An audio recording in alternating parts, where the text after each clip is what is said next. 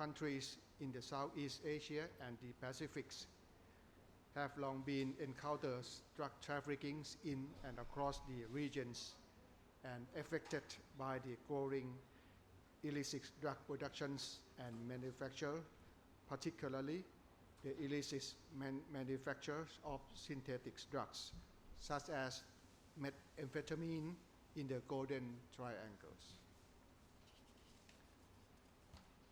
Thailand is well aware of the threats and dangers of the increasing seizures of synthetic drugs and new psychoactive substance or NPS in the regions. Moreover, with the COVID-19 pandemics, it gives us much uncertainty lying ahead. We do not know yet where it will lead us to. What we can do now is to closely monitor some important indicators, such as number of seizures and cases regarding trafficking and the abuse of narcotic drugs and precursor chemicals, both on ground and online in Thailand and in the Mekong sub-regions. We do believe that to monitor and to respond to the prevalence of synthetic drugs markets require advanced techniques of data collections and analysis. Thailand therefore has been continuing to enhance regional and international cooperations with our counterparts, including the UNODC, in dealing with these matters. The UNODC Global Synthetics Monitoring, Analysis, Reportings, and Trends, or we call the SMART programs, has been one of the most effective programs launched by UNODC in 2008 to generate, manage, analyze, and report information on synthetic drugs, which enable member states to formulate proper strategies to counter the drug problems.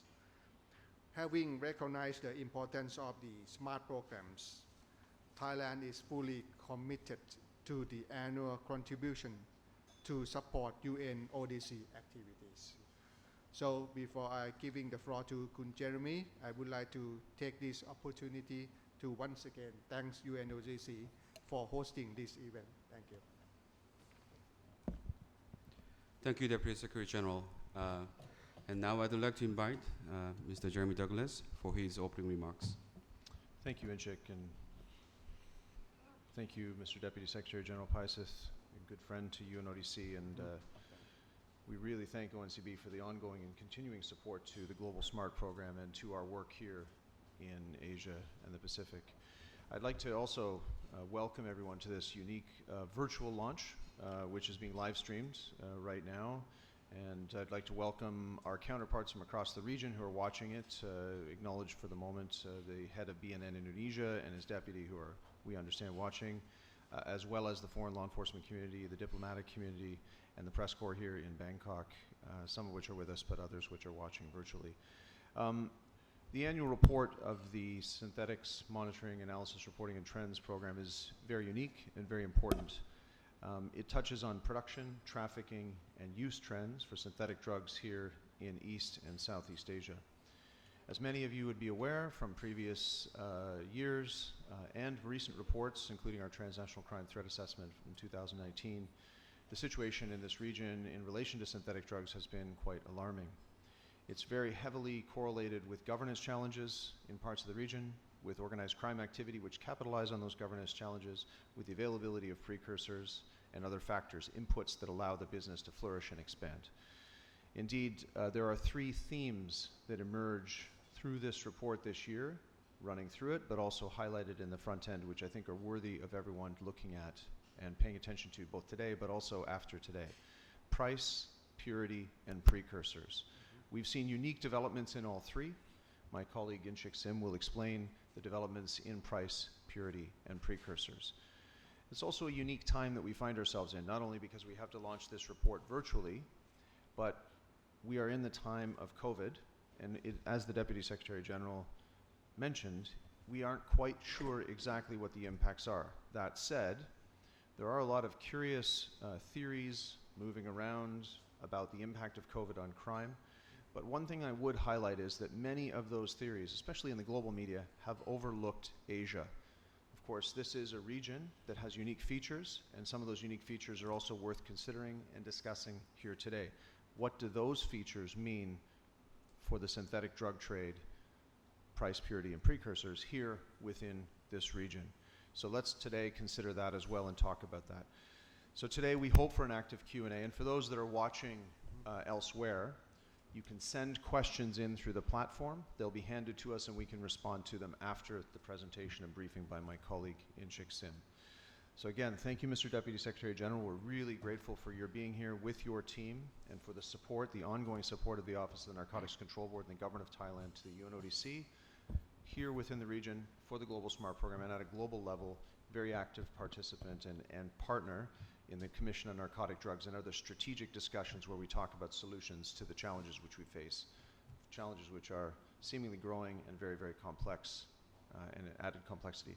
Without further ado, to my colleague, Mr. Inchik Sim, for the briefing on the report. Inchik. Thank you, Jeremy. Today, we are going to share the latest developments and challenges that we observed in the synthetic drug markets in East and Southeast Asia. These reports are prepared with the latest data, 2019, as well as some 2020, to shed some lights on what has happened after COVID in this drug market. So we have prepared a few themes of this report to start. As Jeremy mentions, there has been a limited impact of the COVID-19 on the synthetic drug market in East and Southeast Asia. And second, we are witnessing the consolidation of the synthetic drug manufacture, in particular methamphetamine, into the Golden Triangle, as well as in and around the Golden Triangle, basically the lower Mekong region. And we are witnessing the intensified supply of crystalline methamphetamines. So it is not just a yaba anymore. We are seeing the increased quantities of crystal meth manufacturers in the Golden Triangle as well as around the countries. And we should not underestimate the flexibility of organized crime groups in the regions. They're very agile. They know how to respond to changes in law enforcement's priorities. And once again, they have proven they can engineer the expansion of the synthetic drug market in the regions. And we are seeing the diversified precursor chemicals used in the regions, but at the same time, we see very limited amount of the precursor chemicals seized in East and Southeast Asia. One of the key themes of this report is the price of drugs, especially methamphetamines. Prices of meth across the countries in the regions reached record lows over the last decade. I will get to that later in detail. And also, not only just methamphetamines and ecstasies and all these other new psychoactive substances, among the new psychoactive substances, we are seeing the potent synthetic opioids that are available in the regional drug markets. So let me start with the COVID-19 and its impact on the synthetic drug market in the region. So as I mentioned, we really should not underestimate what organized crime group can do during the time of COVID-19. And first, they know how to source the precursor chemicals and traffic to where the manufacture of synthetic drug is ongoing. And if you look at how these precursor chemicals are trafficked within the regions, it almost all involves illegal border crossings. They don't need to rely on the legal trade channels. It gives a lot of comparative advantage for organized crime groups in the regions compared to others in other parts of the world. For instance, in North America, the Mexican drug cartels, they need to rely on legal trade channels to source chemicals from elsewhere. But for these regions, they just simply cross the borders to reach where the manufacture of synthetic drug is ongoing. So that gives the organized crime groups a huge advantage, and we are seeing constant flows of precursor chemicals traffic to the Golden Triangles. These are the photos that contributed from the Myanmar Drug Police Force. Over the last 2 weeks, they reported significant quantities of chemicals that traffic to the Golden Triangle, and they seized en route to the Golden Triangle. And also, we've been closely following up with the countries in the region to monitor the prices. We had discussions with the Thailand and Philippines, and both countries confirmed that there has been no significant change in prices of methamphetamine. That means that drugs are available in the markets, and the COVID-19 impact has been somewhat limited in this region. As previously mentioned, one of the kind of biggest concern for us at the moment is the consolidation of the meth manufacturers in the Golden Triangle, as well as the lower Mekong countries.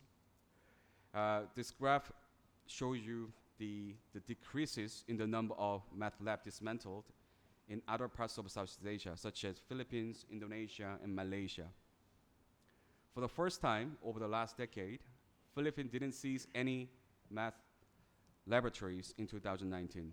And both Indonesia and Malaysia reported the lowest number of meth labs dismantled in their countries over the last 5 years.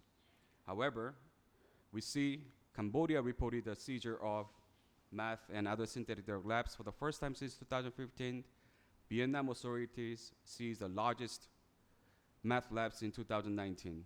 And we all know that the meth continuously being produced in the Golden Triangles.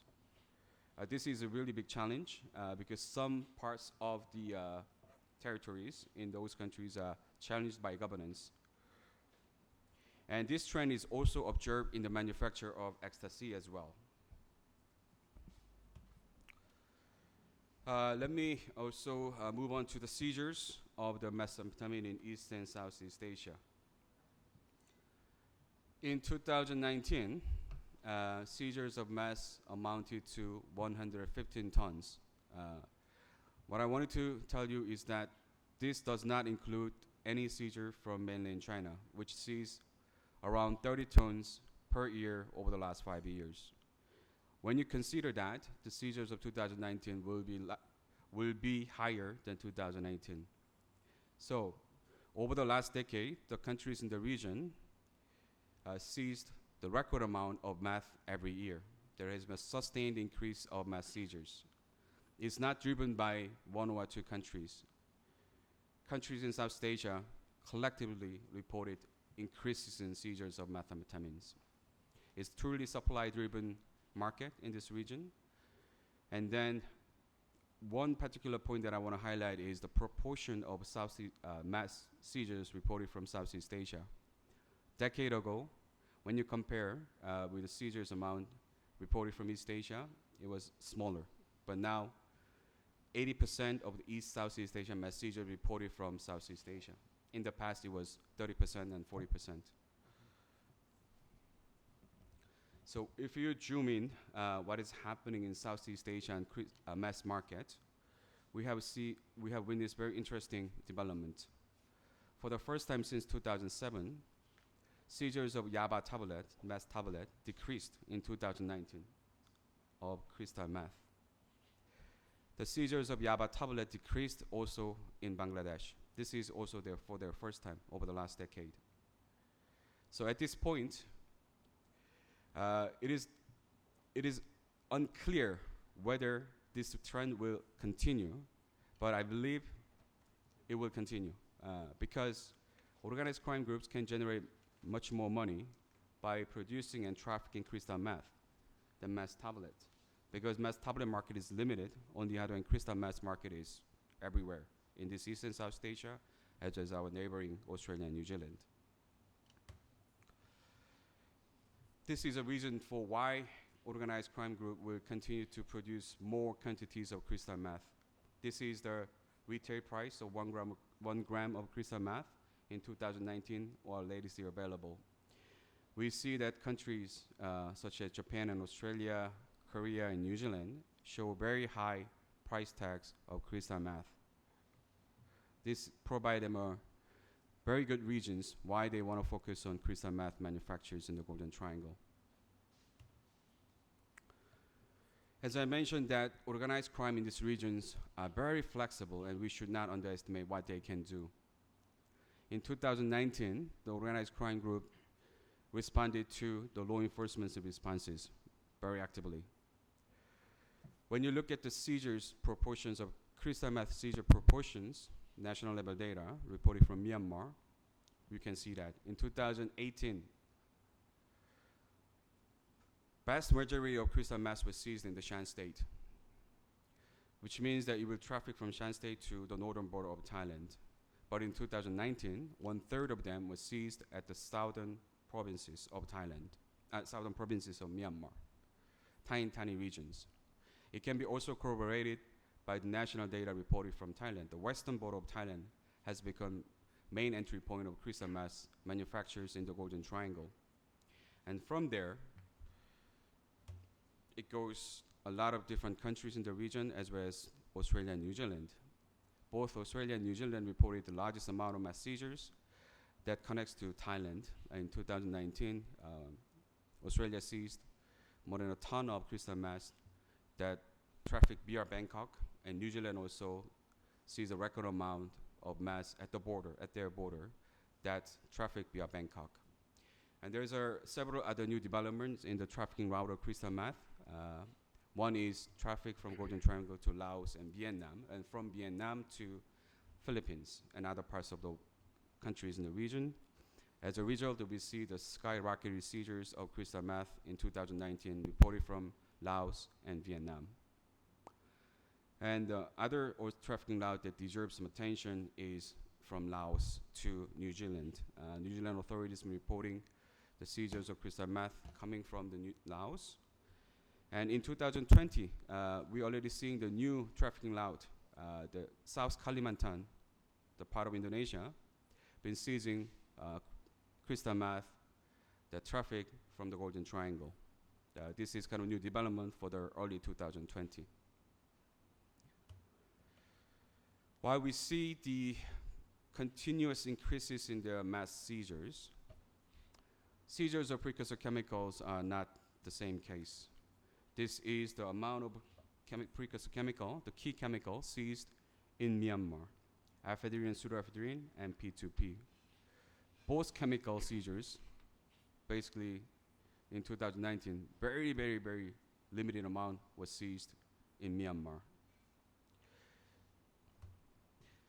And this is also the case for other parts of the countries in the region. Where are all these chemicals? That shows the significant intelligence gaps in the regions. We are aware of the precursors used in the regions. However, these seizures of precursors are also not that significant. And because of this synthetic drug matters, we also understand the forensic data, the profiles of crystal meth reported from the countries in the regions. It shows that still ephedrine and pseudoephedrine remains the major chemical used for the manufacture of meth in these regions. However, as I mentioned again, we have not seized ephedrine and pseudoephedrine. In Southeast Asia, the seizures of these chemicals are extremely limited. We have to address this issue. We see, when you look at the trafficking flows of precursor chemicals, because of the manufacture is mainly ongoing in the Golden Triangle, it reported from along the border between Myanmar and neighboring countries. And vast majority of precursor chemicals traffic from neighboring country, in particular China to Myanmar. And we chose some major seizure cases here, reported in 2019 and early 2020. But seizures were also reported from Thailand and Myanmar borders, and from Myanmar and close to Laos border as well. But these chemicals are not key chemicals. These are mostly solvent and reagent, which is, again and again, the seizures of ephedrine and pseudoephedrine and P2P and those chemicals seizures need to be reported from the countries in the region. So why I highlighted the precursor issue is because of this. The organized crime groups been able to produce good quality meth, but at the same time lower down the prices The main reason behind of this is, one is precursor chemicals. They had no problem for sourcing this precursor chemical, which lower down the expenses for the manufacture of methamphetamines. There are other factors, for instance, the transportation cost, as well as the organized crime groups, their business modality. What they do in the region, they do low profit but quick return. They massively manufacture drugs, follow the market with these drugs, and they get the quick returns by lowering the price of drugs. This is what we observed over the last decade in terms of prices. Here you can see the meth tablet price changes over the last decade. 1/3 of the price compared to 2011, what was reported in 2019. Lao PDL, for instance, Laos, 2019, the price of meth tablet is $1. 2011, it was reported $3. In Thailand, 2011, it was close to $9, but here, now we see less than $3 in 2019. Same trend also observed in the crystal methamphetamines. When you look at Brunei, Indonesia, Philippines, Thailand, and Vietnam, prices of crystal meth per gram also decreased about 2/3 between 2011 and 2019. So basically, the meth price has reached the lowest price point over the last decade. Same trend also observed in the neighboring countries, where the meth produced here, the major destinations for this meth manufactured in these regions. For instance, Australia, New Zealand, and Korea. These countries also reported the price decreases over the last decade. What it means for us, price decreases. We have to consider that over the last decade, this region has achieved economic development, but at the same time, the income level increased. For instance, in Lao PDL, the minimum wage over the last decade increased by 260%, while price of meth tablet decreased by 1/3 to 1/3. So when you take into consideration all these factors, in 2011, a person in Laos wanted purchased meth tablet, he or she had to spend about 9% of their minimum wage to purchase one tablet of meth. But in 2019, only requires less than 1% of their minimum wage income to purchase meth tablet. It means person who intend to consume drugs can be categorized as a person who intend to supply or trafficking, because there is a threshold amount that's set by countries. There's something that all the countries in the regions need to consider, given the prices of meth has been decreasing rapidly over the last decade. Let me also touch on access issues. As I mentioned, the access in manufacture has also been consolidated in the lower Mekong regions. Now, in the past, Malaysia and Indonesia has been the countries that reported some numbers of excess manufacturers. But in 2019, Malaysia only reported 1, and Indonesia none. But on the other hand, we see continuous dismantle of excess manufacturers in Cambodia and Vietnam. In 2019, the seizures amounted to 4.7 million tablets, and 90% of them were seized Cambodia, Indonesia, and Hong Kong, and Malaysia, and those countries. And this is what's happening in Australia and New Zealand when it comes to ecstasy markets. In Australia, they have a system to assess the amount of ecstasy consumed in the countries. Over the last 2 years, there has been a twofold increase the amount of ecstasy consumed in Australia, and similar trends observed in New Zealand as well.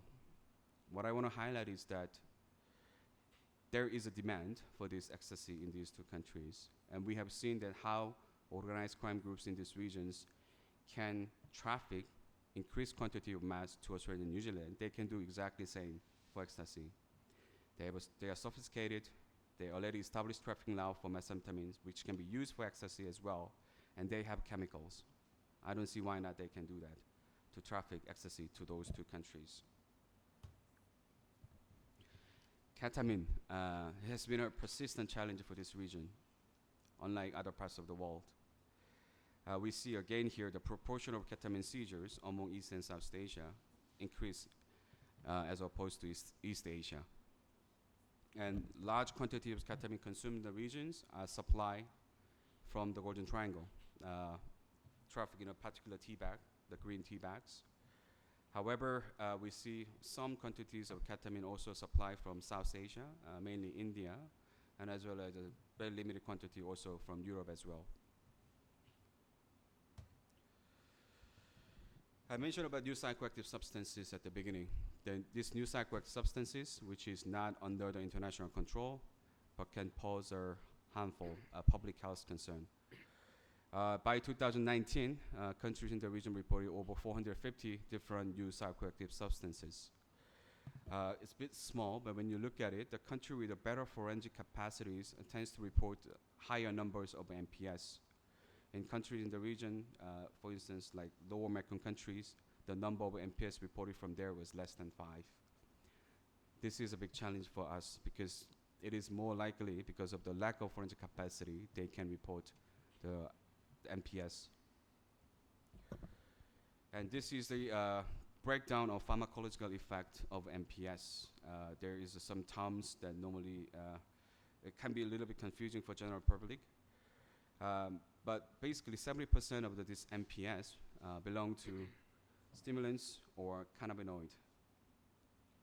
What it means for us is these substances are, some of them are very potent and harmful, and other parts of the world reported the overdose issues, even overdose deaths because of use of synthetic cannabinoids. But these regions, I have not heard of overdose deaths in relation to the use of synthetic cannabinoids. It matters a lot when it comes to synthetic opioid because we have witnessed a huge number of public health challenges, public health challenges reported from the North America and part of Europe. We have seen the number of synthetic opioid increase significantly. In 2019, 28 different synthetic opioids were reported from these regions. But overdose deaths is very limited. We really don't know what is happening with the synthetic opioid in many other parts of the Southeast Asia. However, for the first time we heard from Thailand that the synthetic opioid was found the people, because of the autopsy, that there were cases of the people found with fentanyl together with other illicit drugs, such as methamphetamines and benzo-type substances. This is a wake-up call for us because it confirms that there is this fentanyl is used for other types of drugs in this region. So to recap, the impact of COVID-19 is limited in this region. We see the precursor chemical continuously traffic to the Golden Triangle from neighboring countries. Consolidation of the synthetic drug manufacture in the lower Mekong region is a challenge for us. And organized crime groups has intensified the supply of crystal methamphetamines in comparison to meth tablets. And these organized crime groups are very flexible. They respond quickly to law enforcement's actions. And precursor chemicals issues has been a key challenge for us when it comes to address synthetic drug challenge. The seizures of precursor chemicals extremely low in this region. And because of that, organized crime group were able to manufacture the products of meth with a cheap price tags while they maintain high purity of methamphetamines. And lastly, again, it is important that we really closely monitor the synthetic opioid in the region. As I mentioned, Thailand data is a wake-up call for us. We really need to closely see synthetic opioid and its availability in the market. Thank you. Jeremy. Thank you, Injik. Thank you, Injik, for that really comprehensive briefing. Everyone can find this report now online at the regional office website. It'll be going on our global website this afternoon. So if you want to do an even deeper dive into the themes that Injik has touched upon, all the data is there.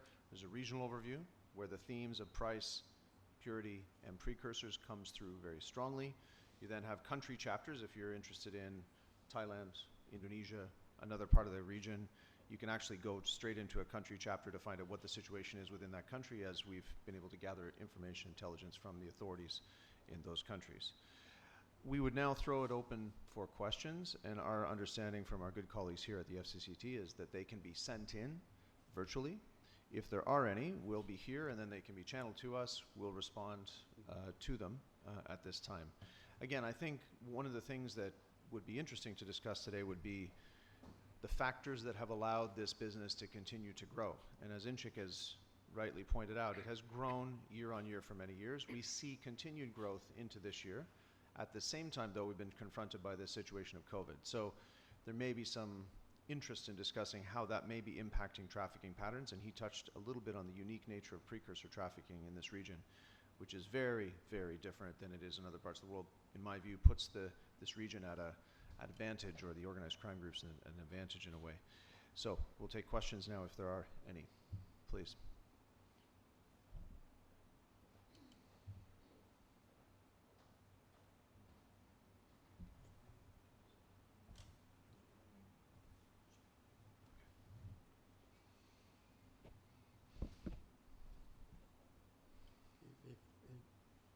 If there's any, please give me a few minutes to update on the drug situation in Thailand. Sure, do you want it? Yeah. Actually, before we get to the questions, which we hope will come in through the platform, the Deputy Secretary General has just offered to do a bit of an update on the Thai situation this year.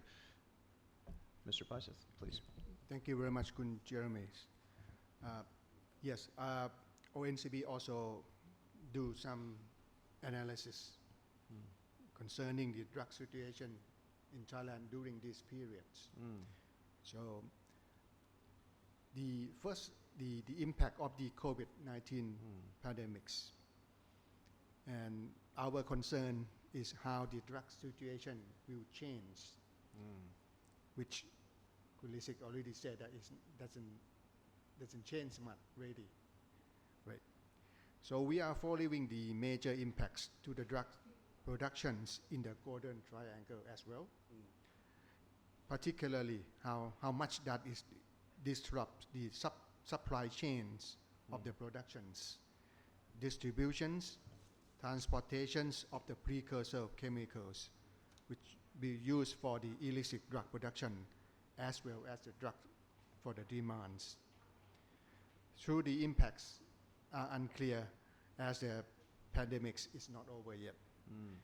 And they reveal the possible futures of uncertainties more than the predictable future scenarios. Okay.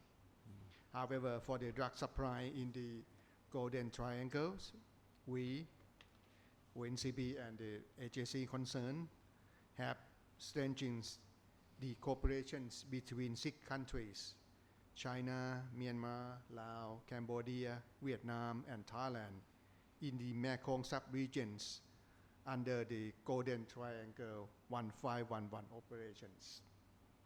Well, since December last year, we managed to intercept a lot of precursor chemicals into the production site. And also we put pressure to the drug syndicates and prevent drug smuggling along the borders. So during the 1st of January this year to the 31st of March, 340 targets were tackled with successful seize of the 157 million tablets of yaba, 500 kilo of ice, 293 kilo of heroines, 135 kilo of raw opiums, 291 kilos of morphines, and 172 ton of precursor chemical seizures during that period. And we also closely monitoring the price and purity of drugs. And currently we found that the insignificancies increasing retail price of yaba. Yeah. resulting from the COVID-19 situations, traveling restriction along the border, and tightened border control in each country in the Mekong sub-regions had been put in place and enable to contain movement of drug syndicate in the regions. However, as UNODC just said, this drug syndicate, they are able to adapt themselves to these situations. So the drug smuggling into country still going on. And we found a lot of cases arrested along the border, especially our northeastern regions and northern part of Thailand. And in addition, we have found the increase in the online drug trade via Facebook, Twitter, Instagrams, and also we found a lot of drugs being concealed and transport, send it to the buyer via the postal publics and the private service a lot. Yesterday we just managed to arrest one of the Thai teenager who ordered I think ecstasy from the Europes, send it through the poster to the post office here, and we managed to intercept that. And he confessed that he has been doing that for quite some time. Okay. So that is sort of summarize of our Thailand situation during this COVID period. Thank you. Thank you, Kun Paisat. Really appreciate the update. And the findings of Thailand more or less correlate with the findings of my colleagues that have been doing the analysis here. So really good to hear that. And I think one of the things that we would observe about COVID is it has changed all of our behaviors. That's why we have to do a virtual launch. But we're now using technology in ways we never used it before, holding virtual meetings and so forth. But it's also changing drug distribution patterns, as the distribution is now facilitated much more with technology as well. So we see that change taking place there. But it's also interesting that I think it doesn't necessarily change the precursor trafficking patterns. So the potential for significant manufacture in this region is still there. So it's maybe changing at one level, the street, but not at the other level, which is the production trafficking level necessarily, except maybe the shipment sizes over borders. But happy to discuss if there are any questions. If not, we can move on and again emphasize where you can find this report and or contact us. There is one question. There is a question. Please. Can you bring it? Just bring it forward. Please bring. Yeah. Well, write it down. Can you write it down? Or tell us? It seems. The question is, these developments related to the SAM The developments we're describing. Well, I think many of those that are watching now and or are here have heard of the Samgor Syndicate, which was outed in a way through a feature last year by a major news organization, Reuters. But that organization has to some extent, a little bit unclear exactly how much, but to a large extent been behind this flood of crystal meth in parts of the region. And that flood of crystal meth continued to the end of last year. And while law enforcement may have been distracted this year, we understand that the production levels where they have traditionally produced have been just as high in northern Shan State. So yes, in a sense, what Inchik has described is related to the Samgor Syndicate, which is the biggest known syndicate or publicly discussed syndicate in the region in relation to the crystal meth market. It is important to note that the Samgor Syndicate also traffics in other drugs. They also traffic in heroin. They've trafficked in ecstasy. They have access to precursor chemicals and substances which other syndicates do not. They're specialized in substances. So we should also not just simply connect them with the crystal meth trade, although that's where they really dominate. Yes? Can you explain some of the governance challenges involved with these developments in drug and chemical trafficking? Absolutely. I touched on the fact that, or Inchik touched on the fact very ably that organized crime are flexible. What they need to do their business is the conditions on the ground that facilitate their business, and that means they need unimpeded operational space. There are parts of this region, particularly North Shan, where the government of Myanmar does not have good access, where for them to go in and seize drug labs is near impossible because the territories there may be under the control of militias or different ethnic armed groups, and there may be arrangements made between a syndicate like Samgor and those ethnic armed groups which allow them to produce in that territory and traffic drugs to a country like Thailand or further as far as, say, Australia, Japan, Korea. So they need very much a free space without governance, without control. That's the fundamental, one of the fundamental business needs that they have.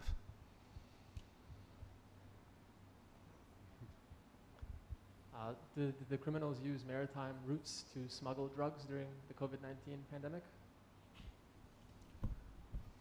Yes, there's because of the COVID-19, there is some change in trafficking patterns, especially the countries like Indonesia and like Australia and Japan and Korea, because these countries do not share borders with the countries in the manufacturing areas in the Southeast Asia. So one way is maritime trafficking. As I mentioned, that Indonesia started reporting the seizures of crystal meth in South Kalimantan, which is not really the case compared to before COVID-19, and it was trafficked by maritime routes. And we also saw that the crystal meth trying to traffic beyond the Rakhine state, which is really rare as well, because that route is almost exclusively used for meth tablets. But from Rakhine, that goes to Malaysia by maritime route, that we observed as well. Yes.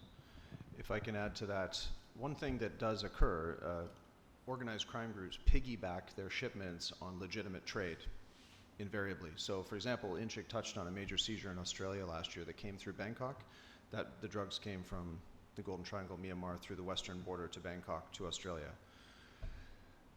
With the lack of air freight availability, with the changes in connectivity between a major point of demand, a market like Australia, and the point of supply, Myanmar, we would expect that there would be intensified maritime trafficking. One of the things that, which is why we see what he's seen in Kalimantan and why we've seen what we've seen in Rakhine and the Irrawaddy Delta, we expect that there will be some intensified push to meet that demand, to connect to that market through other routes until air routes and normal trade routes are reestablished to the same size that they were before. So that's something which we see very much. The demand does not go away. The connection will just be made a different way. And maybe a few more questions? Yeah, of course. So what are some of the measures that countries in the region are taking to combat the latest developments? I can touch on a couple, and then I think Inchik, and I think that this is a good question for our Deputy Secretary General as well, because he mentioned an operation which we have observed, 1511, but one of the things that we are doing to help the region very much, there are 3 Ps in this report: trends, price, purity, precursors. The last one on precursors, we've initiated a very large regional precursor program and strategy, which is underway right now. It started late last year with forensics officials gathering in Beijing. It carried forward in February of this year. We had a large gathering in Myanmar where we had all of the officials from East and Southeast Asia together to talk about diversion and trafficking. We've subsequently been following up to identify all the gaps in the government systems to look for where that diversion may or may not be taking place, and we're starting to address those. Of course, our ability to engage with governments is a little bit limited right now because we can't hop on a plane and go do our business as usual, but we are still continuing to do business, and that's our focus right now, is the precursor chemical trade. And assisting governments to communicate, to create platforms for joint operations. And I think it's a very good opportunity for the DSG to touch again on 1511, which is a joint operation of the 6 countries of the Mekong, which is in a sense aligned with the Mekong MOU on drug control. Sir? Right. As I mentioned earlier, that the Thailand and with another 5 countries consist of China, Laos, Myanmar, Cambodia, and Vietnam. We have signed the agreements on the 15th of November last year, and we call the 1511 operations, that focusing on the intercepts the chemical precursor being transported to the factory site in our neighboring countries. Since then, we managed to intercept a lot of chemical precursors, as I already shown you the figures. But because of COVID situations, the operation is sort of a little bit died down a little bit, and hopefully that within a couple of months we will get back to normal, and we should be able to work closely together. In March this year, I think the beginning of this year, Myanmar police, Myanmar authority has made a big raid on the factory site in their countries, and they have seized a lot of chemical precursors, the drugs, and importantly, they have seized the machines that produce those yabas and all that. And Thailand, we were sending our officer to go there to work with the Myanmar authorities to check on those the yaba or the drugs that seize and the equipment, because in Thailand, in ONCB, we have the divisions, the bureau that doing the drug analysis. You see, because if we can be able to go there, look at those drugs seized equipment, and then we do the drug analysis, and we share those with another countries, and also UNODC as well, and also our counterparts. But we be able to kind of the put on the strategic operations measure in order to deal with those syndicate in the future. But hopefully that within a couple of months' time, we should be able to do that, as we already have planned that in March, but we had to be stopped because of the COVID. Okay, so thank you. Please, Panu. I'm Panu from Reuters. I guess my question is probably unrelated to the report, but looking beyond just the trafficking market, how has COVID-19 impacted other of the criminal organization operation, like border casinos, that has been quite essential in sort of money laundering for drugs? I mean, what's your observation, and is this disruption, if any, a positive for crime fighters? There definitely has been a lot of the casinos, as you know, are in border areas, and there have been restrictions placed on people crossing, right? One of the things I think we'll be looking out for soon is some financial information from some of the casinos that we're gathering, because some of them rely on high rollers, which would not be subject to the same border restrictions, and or junket operators, which may not be subject to that, and some of them offer proxy gambling or remote gambling, which is going to be quite unique, because they can be situated in a border because they can take advantage of that jurisdiction, but then their gamblers can be actually in another country. So we're trying to understand the extent to which that business is continuing or affected. But definitely there has been an impact on people crossing from, say, here, Thailand, into, say, Poi Phet in Cambodia, where there are casinos, and they can't really go in and use the casinos. But there are other means to access those casinos, which is unique to this region.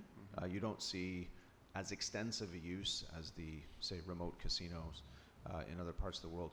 If I can come back to what the DSG said, you know, one of the things we're doing also with Myanmar is hampered our access to the site that he referred to up in North Shan, because we had the same intention actually as ONCB. But I must commend our Myanmar authorities for the operation, and also for the fact that they did do some very good, accurate testing on the ground of substances, which is interesting. So we would essentially commend them for that, and with ONCB we will be doing some more work with Safe Mekong, which is their operation center in Chiang Mai, to support the countries to address some of their precursor gaps and operational gaps. And it's a good partnership that we have with Thailand and the region on that. Thank you. Yes. Another question? Yeah. How serious is the risk of organized crime taking advantage of the COVID-19 situation? I think it's actually a huge risk, and I tell you why. We've seen reports from other parts of the world, and Inchik very smartly and delicately touched on this, but the fact is that organized crime syndicates in some parts of the world are really struggling to get their hands on precursor chemicals. I'm thinking particularly of Mexico, where the reports are out that they can't access precursor chemicals. Why? They can't access them because what they typically do is divert from legal trade. That's not the case in this region. You don't need to divert from legal trade. You can, but you don't need to. They divert straight from factory because they have inroads. The organized crime groups here actually are precursor suppliers to other parts of the world. They have inroads into industry that supply precursors, so they weren't hampered by the COVID shutdown or the lack of trade, and the proximity to industry is right there. The two biggest precursor producers in the world share a border with Myanmar and the Golden Triangle, and several other countries in this region, Vietnam, Thailand, and so forth, have industries of their own which can also feed into that. So there really isn't a hampering effect. What does that mean in the long term because of COVID? It puts syndicates in this region at an advantage over syndicates in other parts of the world that may have an impact on their ability to produce. If these gentlemen here don't have that impact, but the demand remains the same in the markets, they can essentially try to meet it. And what we do know about a syndicate like Sam Gore and other syndicates is they retain deep contacts into, so for example, the North American drug market. If there is a dry up of supply from other points, they could help meet that demand. So we're very concerned that syndicates here will capitalize. And I think the other point about syndicates is they're ultimately hugely flexible. While we are not allowed to meet because of COVID, this is my first time seeing my good friend in 2 months, while our meetings are minimized, their meetings are not. They are not bound by regulations and restrictions like we are. So they continue with business, and they capitalize quickly and with their flexibility. So our concern is those points. Are there any other questions, technical or otherwise?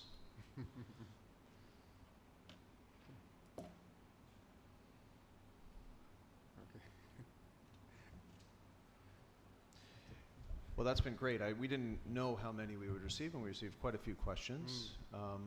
And we do have some attendance from some major media, which we're grateful for. With that, we will close. The report can be found online at the UNODC regional site, and this afternoon it will be going live on the global UNODC site, along with a story explaining, or a release explaining the report.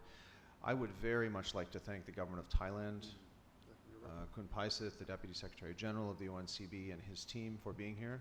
Great partnership. Thank you for the continuing support, both strategic and otherwise. And also to all of our partners who are watching, the foreign law enforcement community, the diplomatic community, the journalists out there, and also your counterparts in Indonesia and several other countries are online right now watching. So we're grateful for their attendance today too. Thank you all for being here. Thank you. Thank you.